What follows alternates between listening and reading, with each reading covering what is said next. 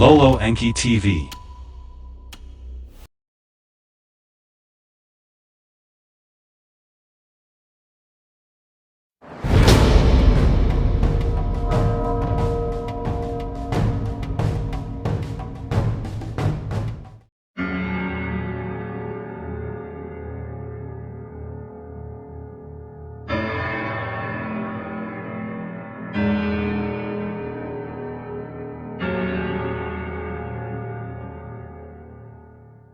Synopsis of the third tablet. Alelu beams the news to Nibiru, reclaims the kingship. Anu, astounded, puts the issue before the royal council. Enlil, Anu's foremost son, suggests on-site verification. Ea, Anu's firstborn and a son-in-law of Alelu, is chosen instead. Ea ingeniously equips the celestial boat for the journey. The spaceship, piloted by Anzu, carries 50 heroes. Overcoming perils, the Nibiruans thrill by Earth's sight. Guided by Alelu, they splash down and wade ashore. Eridu, home away from home, is established in 7 days. Extraction of gold from the waters begins. Though the quantity is minuscule, Nibiru demands delivery. Abgal, a pilot, chooses Alelu's spaceship for the trip. Forbidden nuclear weapons are discovered in the spaceship. Ea and Abgal remove the weapons of Terra and hide them. The fate of Nibiru is in my hands. To my conditions you must give heed. Those were the words of Alelu. From dark-hued earth to Nibiru they were by the speaker beamed. When the words of Alelu to Anu the king were conveyed, Anu astounded was. Astounded were the counselors, amazed were the sages. Alelu is not dead, they each other asked. Could indeed he or another world be living, they with disbelief were saying? Was he not on the Nibiru hiding, in the chariot to a place of concealment gone? The commanders of chariots were summoned, savants the beamed words considered. The words from Nibiru did not come, from beyond the hammered bracelet were they spoken. This was their finding, this to Anu the king they reported. Stunned was Anu, the happening he pondered. Let words of acknowledgment to Alelu be sent, to the assembled he was saying. At the place of the celestial chariots the command was given, to Alelu words were spoken. Anu, the king, to you his greetings sends. Of your well-being to learn he is pleased. For your departing from Nibiru there was no reason.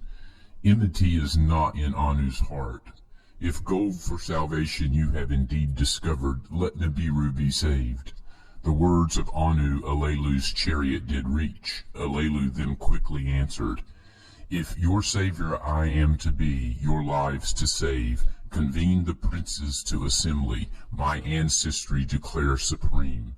Let the commanders make me their leader, bow to my command. Let the council pronounce me king, on the throne Anu to replace.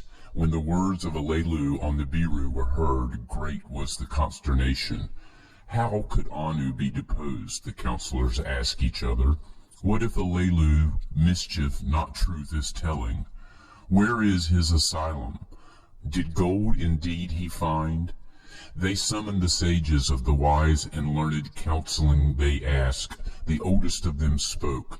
I was Alelu's master, he was saying. He had hearkened to teachings of the beginning, of the celestial battle he was learning, of the watery monster Tiamat and her golden veins he knowledge acquired. If indeed beyond the hammered bracelet he had journeyed, on earth the 7th planet is his asylum. In the assembly a prince spoke up, a son of Anu he was, of the womb of Antu, Anu's spouse, he was the issue. Enlil was his name, lord of the command it meant. Words of caution he was saying.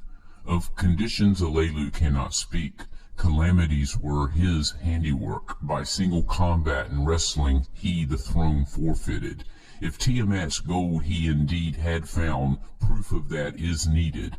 Is it for protecting our atmosphere sufficient? How through the hammered bracelet to Nibiru can it be brought?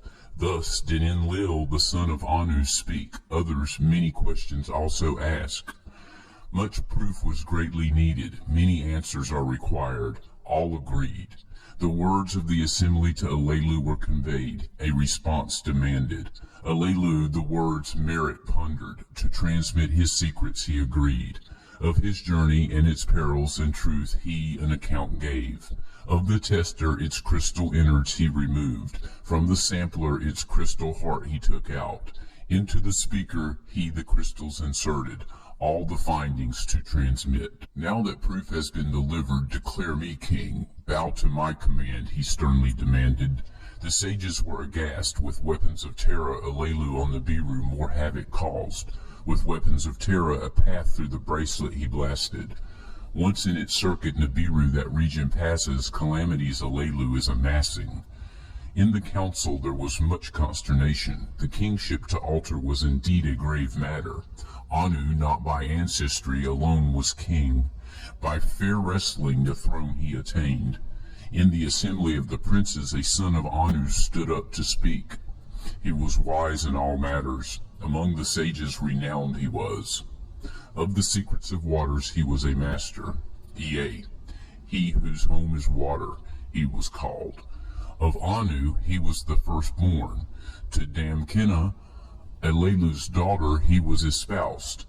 My father by birth is Anu the king. Ea was saying, Alelu by marriage my father is.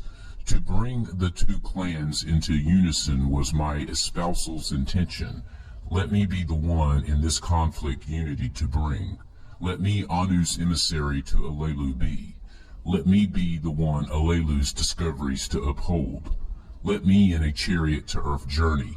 A path through the bracelet with water, not fire, I shall fashion. On earth, from the waters, let me the precious gold obtain. To Nibiru back it will be sent.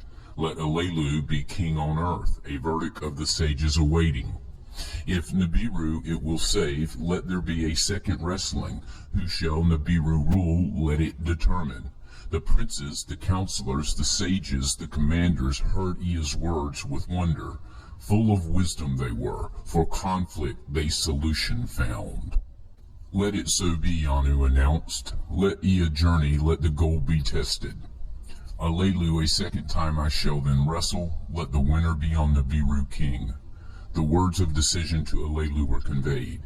He pondered them and agreed. Let Ea my son by marriage to earth come. Let gold from the waters be obtained. Let it for salvation on Nibiru be tested. Let a second wrestling kingship by me or Anu settle. So be it. Anu in the assembly decreed. Enlil rose in objection. The king's words unalterable was. Ea to the place of the chariots went. Commanders and sages he consulted. The mission's dangers he contemplated. How to extract and bring the gold he considered. Alelu's transmission he carefully studied. Alelu for more testings the results he requested. A tablet of destinies for the mission he was fashioning. If water be the force, where could it be replenished? Where on the chariot will it be stored? How to force will it be converted? A full circuit of Nibiru did pass in contemplations, a shar of Nibiru in preparations past. The largest celestial chariot for the mission has been fitted. Its circuit's destiny has been calculated. A tablet of destiny has been firmly fixed. 50 heroes will for the mission be required to journey to earth the gold to obtain. To the journey Anu his approval gave. The stargazers for the journey the right time to begin then selected. At the place of the chariots multitudes gathered. To bid farewell to the heroes and their leader did they come. Bearing eagles' helmets, carrying each a fish's suit, the heroes the chariot one by one entered. The last to embark was Ea. To the gathering he bade farewell. Before his father Anu he knelt down, the king's blessing to receive. My son, the firstborn, a far journey you have undertaken for us all to be endangered. Let your success calamity from Nibiru banish. Go and in safety come back. So did Anu to his son speak a blessing, bidding him farewell. The mother of Ea, the one called Ninul, to her heart embraced him. Why, after Anu as a son to me you were given, did he with a restless heart you endow? Go and come back, the hazardous road transfers safely to him, she said. With tenderness Ea kissed his spouse. Damkina he without words embraced. Enlil with his half-brother locked arms. Be blessed, be successful, to him he said. With heavy heart Ea the chariot entered to soar up the command he gave. Now this is the account of the journey to the 7th planet, and how the legend of the fish god who came from the waters was begun. With heavy heart Ea the chariot entered to soar up the command he gave. The commander's seat by Anzu, not by Ea, was occupied. Anzu, not Ea, was the chariot's commander. He who knows the heavens, his name's meaning was, for the task he was especially selected. A prince among the princes he was, of royal seed his ancestry he counted. The celestial chariot he deftly guided. From Nibiru it powerfully soared toward the distant sun it directed. 10 leagues, 100 leagues the chariot was coursing. 1,000 leagues the chariot was journeying. Little Gaga came out to greet them. A welcome to the heroes it was extending. To blue-hued Antu, the beautiful enchantress, it showed the way. By her sight Anzu was attracted. Let us examine her waters, Anzu was saying. Ea, to continue without stopping, gave the word. It is a planet of no return, he forcefully said.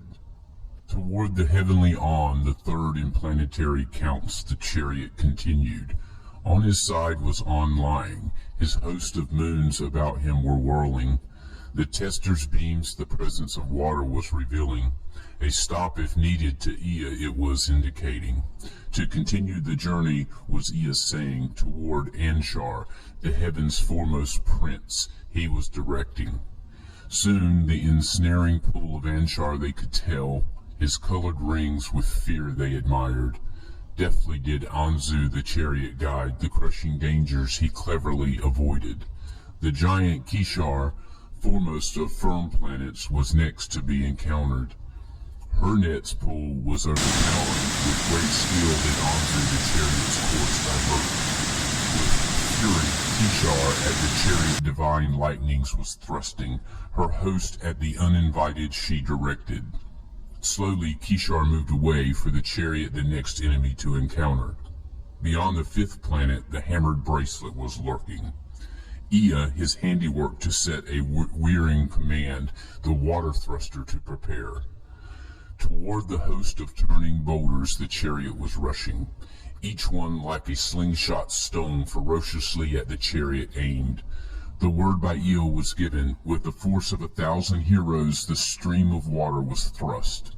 One by one the boulders turned face, a path for the chariot they were making. But as one boulder fled, another in its stead was attacking. A multitude beyond count was their number, a host for the splitting of Tiamat, revenge seeking. Again and again Ea the commands gave, the water thruster to keep a wearing. Again and again toward the host of boulders streams of water were directed. Again and again the boulders their faces turned, a path for the chariot making. And then at last the path was clear. Unharmed the chariot could continue. A cry of joy the heroes sounded, double was the joy as the sight of the sun was now unveiled. Amidst the elation Anzu the alarm sounded, for the path to have fashioned excessive waters were consumed. Waters to feed the chariot's fiery stones for the remaining journey were not sufficient. In the dark deepness the 6th planet they could see, the sun's rays it was reflecting. There is water on Lemieux, Ea was saying. Can you bring the chariot down upon it, Anzu, he was asking. Deftly Anzu the chariot toward Lemieux directed. Reaching the celestial god, around it he the chariot made circle. The planet's net is not great, its pool is to handle easy, Anzu was saying. A sight to behold was Lemieux, many-hued it was, snow white was its caps, snow white were its sandals, reddish-hued was its middle, in its midst lakes and rivers were a glitter. Deftly as Anzu the chariot maids traveled slower, by a lakeside it gently came down. Ea and Anzu, their eagle helmets donned, to the firm ground they stepped down. On command, the heroes that which water sucks extended, the chariot bows with the lake's waters to fill. While the chariot was getting its fill of waters, Ea and Anzu with the whereabouts examined. With tester and sampler, all that matters they ascertained. The waters were good for drinking, the air was insufficient. All was in the chariot's annals recorded, the need for the detour described. With its vigor replenished, the chariot soared up to benevolent Lamu farewell bidding. Beyond the seventh planet was making its circuit, Earth and its companion, the chariot, were inviting. In the commander's seat, Anzu was without words. Ea too was silent. Ahead was their destination, its goal Nibiru's fate for salvation or doom containing. The chariot must be slowed, or in Earth's thick atmosphere it shall perish, Anzu to Ea declared. Around Earth's companion the moon makes slowing circles, Ea to him suggested. They circled the moon. By the vanquishing Nibiru in the celestial battle, its prostrate and scarred was lying. Having the chariot thus slowed down toward the seventh planet, Anzu the chariot directed. Once, twice, the Earth's globe he made the chariot circle. Ever closer to the firm land he lowered it. Snow-hued was 2/3 of the planet, dark-hued was its middle. They could see the oceans, they could see the firm lands. For the signal beacon from Alelu they were searching. Where an ocean touched dry land, where 4 rivers were swallowed by marshes, Alelu's signal was beaconed. Too heavy and large the chariot is for the marshes, Anzu was declaring. The Earth's pulling net too powerful for on dry land to descend it is, Anzu to Ea announced. Splash down in the ocean's waters, Ea to Anzu shouted. Around the planet, Anzu made one more circuit. The chariot with much care toward the ocean's edge he lowered. The chariot's lungs he filled with air. Into the waters down it splashed. Into the depth it was not sinking. From the speaker a voice was heard. To Earth be welcomed, Alelu was saying. By his beamed words the direction of his whereabouts was determined. Toward the place Anzu the chariot directed, floating as a boat it was upon the waters moving. Soon the wide-ranging ocean narrowed. Dry land on both sides as guardian appeared.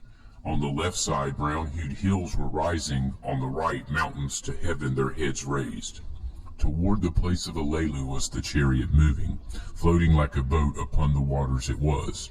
Ahead the dry land was covered with flooding marshes the oceans were replacing. Anzu to heroes commands uttered, their fishes' suits to put on he ordered. A hatch of the chariot was then opened, into the marshes the heroes descended. Strong ropes to the chariot they attached, with the ropes the chariots they were pulling. Alelu's beam words, more powerful, were becoming. Hurry, hurry, he was saying. At the edge of the marshes a sight there was to behold. Gleaming in the sun rays was a chariot from Nibiru. Alelu's celestial boat it was. The heroes, their paces quickened, toward Alelu's chariot they hurried. Impatient, Ea donned his fishing suit. Within his chest his heart was like a drum beating. Into the marsh he jumped. Toward its edge hurried steps he directed. High were the marshes flooding. Deeper was the bottom than he expected. He changed his gait to swimming. With bold strokes forward he advanced. As dry land he was approaching, green meadows he could see. Then his feet touched firm ground. He stood up, and by walking he continued. Ahead he could see Alelu standing, with his hands with vigor waving. Coming out of the waters, ashore Ea stepped. On dark-hued earth he was standing. Alelu toward him came running. His son by marriage he powerfully embraced. Welcome to a different planet, Alelu, to Ea said. Now this is the account of how Eridu on earth was established, how the count of 7 days was begun. In silence did Alelu Ea embrace. With tears of joy his eyes were filled. Before him Ea bowed his head. Respect for his father by marriage he was showing. In the marshes the heroes were advancing. More donned fishes' suits, more toward dry land were rushing. Keep the chariot afloat, Anzu was commanding. In the waters anchor it, the mud ahead avoiding. Ashore stepped the heroes, before Alelu they were bowing. Ashore came Anzu, the last the chariot to depart.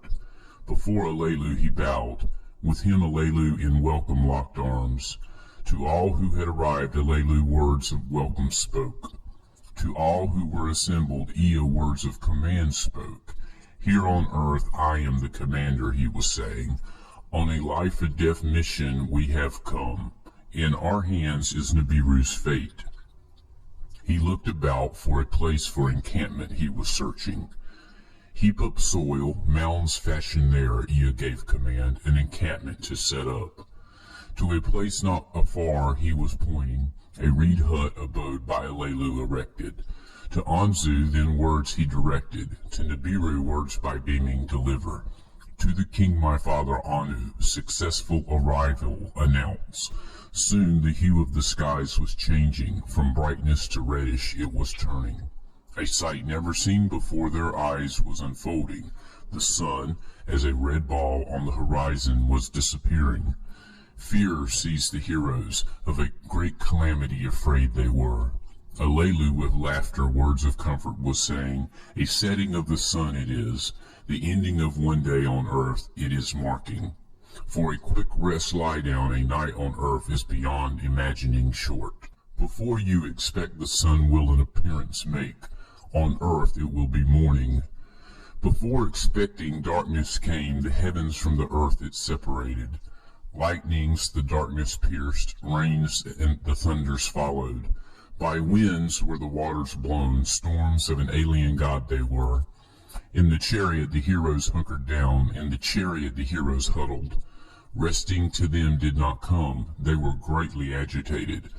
With quickened hearts the sun's return they awaited. Smiling when its rays appeared they were, joyful and backslapping. And it was evening and it was morning, their first day on earth it was. By daybreak Ea the ongoings considered. To separate waters from waters he was given. Ingor he made of the sweet waters, the master drinking waters to provide. To the snake pond with Alelu he went, its sweet waters to consider. Evil serpents in the pond were swarming. So did Ingor to Ea say. The marshlands Ea then contemplated, the abundance of rainwaters he weighed. Lulu he placed in charge of the marshlands, to mark out the thicket of reeds him he directed. Inkumdu in charge of ditch and dike he placed, a boundary for the marshes to fashion, for the waters that from heaven rain a gathering place to make. Thus were the waters below from the waters above separated, marsh waters from sweet waters asunder were set. And it was evening and it was morning, the second day on earth it was. When the sun morning announced, the heroes their assigned task were performing. With Alelu, Ea to the place of grass and trees his steps directed. All that in the orchard grows, herbs and fruits, after their kind to examine. To Izimud, his vizier, Ea questions was addressing. Was it this plant? Was it that plant? He was asking. Izimud, one of much learning, food that grows well he could distinguish. He tore a fruit from Ea, and honey plant it is, to Ea he was saying. One fruit he himself ate, one fruit Ea was eating. Of food that grows by its good distinguished, Ea the hero guru put in charge. Thus were the heroes water and food provided, satiated they were not. And it was evening and it was morning, the third day on earth it was. On the fourth day the winds ceased blowing, the chariot by waves was not disturbed. Let tools from the chariot be brought, let abodes in the encampment be built, Ea thus commanded. Kula, in charge of mold and brick, Ea appointed, from the clay bricks to fashion. Mushdamu to lay foundations he directed, dwelling abodes to erect. All day the sun was shining, the great light by day it was. By evetime Kingu, earth's moon, in fullness a pale light on earth it cast. A lesser light to rule the night among the celestial gods accounted to be. And it was evening, and it was morning, the 4th day on earth it was. On the 5th day, Ea Ningersig, a boat of reeds to fashion, commanded. The measure of the marshes to take, the stretch of the swamplands to consider. Olmosh, he who what in the water swarms knows, who of fowl that fly has understanding. Olmosh, a companion Ea took, between good and bad to distinguish. Kinds that in the water swarm, kinds that in the skies give wing. To Olmosh many were unknown, bewildering was their number. Good were the carp, among the bad they were swimming. Enbi Lulu, the marshland's master, Ea summoned. Enkumdu, in charge of ditch and dike, Ea summoned. To them he gave words, in the marshlands to make a barrier. With cane brakes and green reeds, an enclosure to fashion. Fish from fish there separate. A trap for carp that from a net could not escape. A place whose snare no bird that is good for food could escape. Thus were fish and fowl by their good kind separated, for the heroes provided. And it was evening, and it was morning, the 5th day on earth it was. On the 6th day Ea of the orchard's creatures took account. In Herzag to the task he assigned, that which creeps and that which on feet walks to distinguish. Their kinds in Herzag, astounded of the veracity of their wildness, to Ea an account he gave. Ea Kula summoned, to Mushdamu urgent commands he gave. By eve time the abodes to be completed, by a fence for protection to be surrounded. The heroes to the task put their shoulders, bricks on the foundations were quickly laid. With reeds were the roofings made, of cut down trees was the fencing put up. Anzu, a beam that kills, from the chariot brought over. A speaker that words beams at Ea's abode he set up. By eve time complete was the encampment. For the night therein the heroes gathered.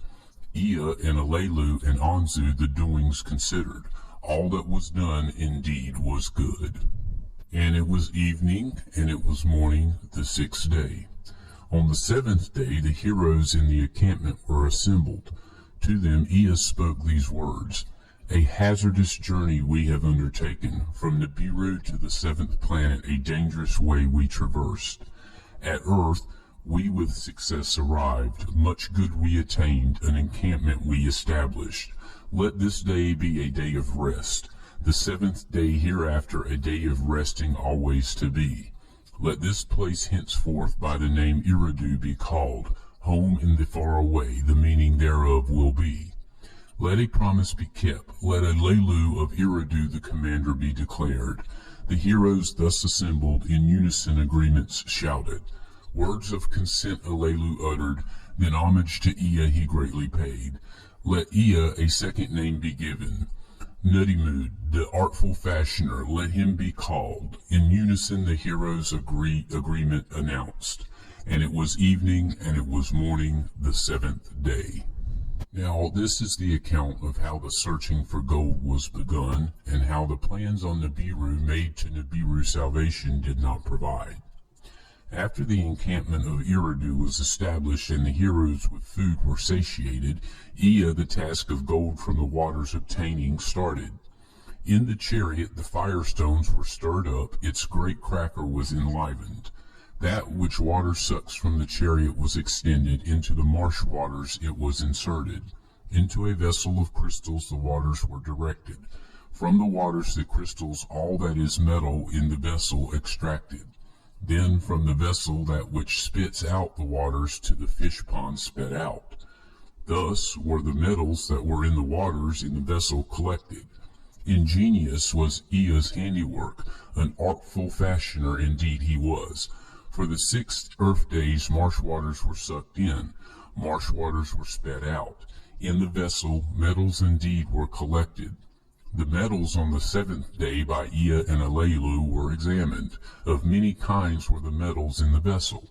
Iron there was, much copper there was, of gold there was no abundance. In the chariot another vessel, the artful handiwork of Nudimmud. The metals after their kinds were separated, ashore kind by kind they were carried. For 6 days thus did the heroes toil. On the 7th day they rested. For 6 days were the crystal vessels filled and emptied. On the 7th day were the metals accounted. There was iron and there was copper and other metals too. Of the gold the smallest pile was accumulated. In the night times the moon waxed and waned. By the name month did Ea its circuit call. A month's very start its luminous horns 6 days signified. By its half crown the 7th day it announced, a day to rest it was. At midway by a fullness was the moon distinguished. Then it paused to become diminished. When the sun's course was the moon's circuit appearing, with earth's circuit it was its face revealing. Fascinated by the moon's motions was Ea, its attachment as Kingu to Ki he contemplated.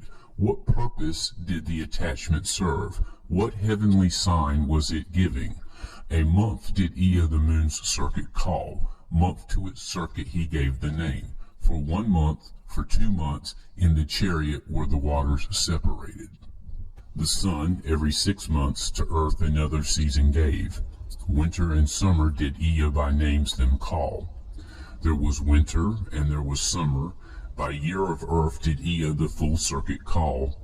By year's end of the accumulated gold account was taken. Much to dispatch to Nibiru there was not.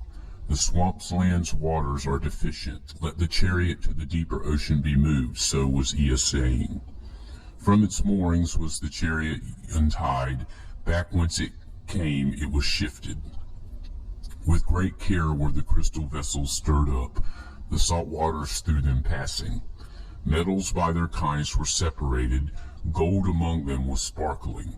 From the chariot of the happenings Ea to Nibiru word did beam. Anu to hear it was pleased indeed.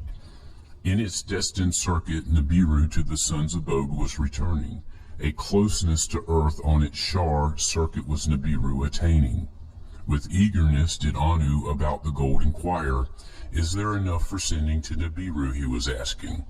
Alas, not enough was of the gold from the waters collected. Letting another Shar pass, let the quantity be doubled, Ea to Anu counseled.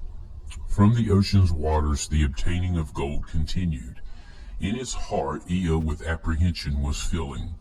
From the chariot parts were hauled out, a sky chamber from them was assembled. Abgal, he who knows piloting, of the sky chamber to take charge he appointed. Daily in the sky chamber with Abgal did Ea upward soar, the earth and its secrets to learn. For the sky chamber an enclosure was constructed, by Alelu's chariot was it placed. Daily the crystals in Alelu's chariot did Ea study. What by their beams was discovered to understand. Whence does this gold come, he asked Alelu. Where on earth are Tiamat's golden veins? In the sky chamber with Abgal did Ea upward soar, the earth and its secrets to learn. Over great mountains they roamed, in the valleys great rivers they saw. Steppes and forests below were stretched, thousands of leagues was their reach. Vast lands separated by oceans they recorded, with the beam that scans the soils they penetrated. On the Nibiru impatience was growing. Can gold protection provide, was the outcry increasing. Assemble the gold on the Nibiru's nearing gold you must deliver. So did Anu Ea command. Repair Alelu's chariot, for returning to Nibiru make it fit. For the Shar's completion make it ready, so was Anu saying. Ea, his father's, the king's words was heeding. The repairing of Alelu's chariot he was contemplating. As the sky chamber one eve by the side of the chariot they landed. With Abgal the chariot they entered, a secret deed in the darkness to perform. The weapons of Terra, the 7 of them from the chariot they removed. To the sky chamber they took them, inside the sky chamber them to give hiding. By sunrise Ea with Abgal in the sky chamber soared, to another land was their direction. There, in a secret place, did Ea the weapons hide. In a cave, a place unknown, he stored them. Then to Anzu Ea words of command gave. To repair Alelu's chariot he him directed. For returning to Nibiru to make it fit, by the Shar's completion to make it ready. Anzu, in the ways of chariot, greatly skilled to the task his labors set. He made its thrusters hum again, its tablets he carefully considered. The absence of the weapons of Terra he soon discovered. With anger Anzu cried out. Ea of their hiding away gave the explanation. Forsworn is the weapon's use, Ea was saying. Neither in the heavens nor on firm lands shall they ever be harnessed. Without them no passage through the hammered bracelet is safe, Anzu was saying. Without them, without water thrusters, the danger is endurance surpassing. Alelu of Eridu the commander the words of Ea considered. To the words of Anzu heed he gave. The words of Ea by the council of Nibiru are attested, Alelu was saying. But without the chariot's return, Nibiru shall be doomed. Abgal, he who knows piloting, boldly toward the leader stepped forward. I shall be the pilot, the dangers I shall valiantly face, he was saying. Thus was the decision made. Abgal shall be the pilot, Anzu on earth shall be staying. On Nibiru, the stargazers, the destinies of the celestial gods contemplated. An opportune day they were selecting. Into Alelu's chariot basketfuls of gold were carried. The forepart of the chariot Abgal entered, the commander's seat he occupied. From the chariot of Ea, to him Ea a tablet of destiny gave. It shall be that which shows the way for you. By it the opened pathway you shall find. The chariot's firestones Abgal stirred up. Their hum like music was enthralling. The chariot's great cracker he enlivened. A reddish brilliance it was casting. Ea and Alelu, the multitude of heroes, were standing around. Farewell to him they were bidding. Then the chariot with a roar heavenward rose. To the heavens it ascended. To Nibiru words of the ascent were beamed.